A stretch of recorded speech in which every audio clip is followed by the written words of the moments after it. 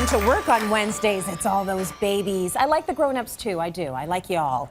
Please welcome Dr. Karyn Gordon. She's a grown-up I like a lot, but you see the babies and you just think to yourselves, remember when your boys were that little. Well, the one mom has twin boys, and she let me hold them, which I really appreciate, and it's just like, it is a bit dangerous. No kidding, because that baby looked good on you. Yeah, well, thank you, Tracy. Let me just say.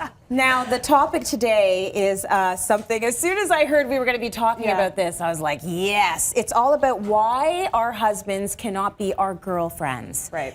This makes a lot of sense, but in real life, there are a lot of women that are, I guess, are expecting their husbands to fill that role, right? Yes. And they can't be everything. They cannot be everything. So actually, I keep a notebook in my purse, and what I do is when I have conversations with girlfriends, I'm like, oh, that's a show topic, and I will actually write it down. And this is one of those topics that I was talking with one of my girlfriends, actually a few of my girlfriends, and we were all talking about, you know what, we love our husbands, they cannot, it is different, they cannot be our girlfriends. Right. And so anyway, so number one is realizing that it's just an impossible task. Like there's no one person, and even though we love our husbands, they can even be our best friends, there's no one person that can meet all of our needs. And that's okay. And that's okay, and it's actually very healthy. And I find a lot of times when I'm dealing with more newlyweds, they almost get disappointed about that, going, gosh, I thought my one guy can be it all. I'm like, you know, he's great, but it's impossible to have one person meet all your needs. So this is all about managing expectations, and so many of our chats come down to that, because if you're going into a relationship and you're expecting this person to accomplish everything for you,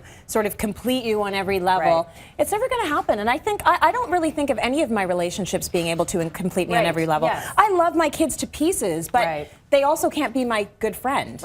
It's one or the other. It's like it's a child-parent relationship. And same with my husband. Like, I love my girlfriends. I need my girlfriends. It is a totally different relationship. It really is. Totally different relationship. So when I mentioned to the audience, because I always talk to the audience about what we're going to be discussing on the show, and I said, hey, Dr. Karyn Gordon's here, and we're going to be talking about why your husbands can't be your girlfriends. Somebody in the audience just lost his mind. He was like, that's right! And not only did he do that, he actually, I'm not joking, he actually took out his little handkerchief and he started like, he was like perspiring a little bit.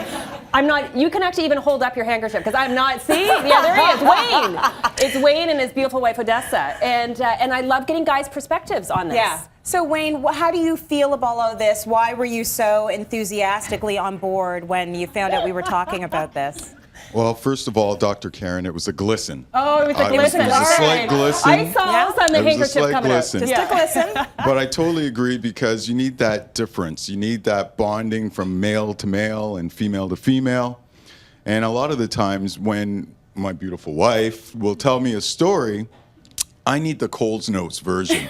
I need the condensed version, whereas when she talks with her girlfriends, they like the longer novel-ish stuff.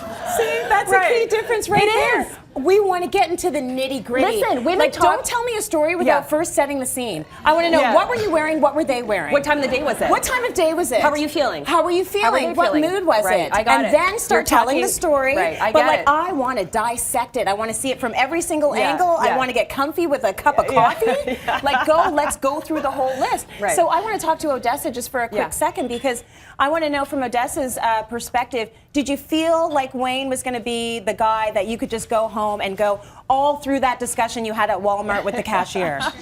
No. You always knew he wasn't going to be that person. That's right. And you're cool with it. I'm totally cool with it. I mean, I talk to him and we have our conversations, and I'll turn around and pick up the phone and call a friend. And then I'll have a half an hour talking about the details, what I wore, who looked at who said what, and it's fine.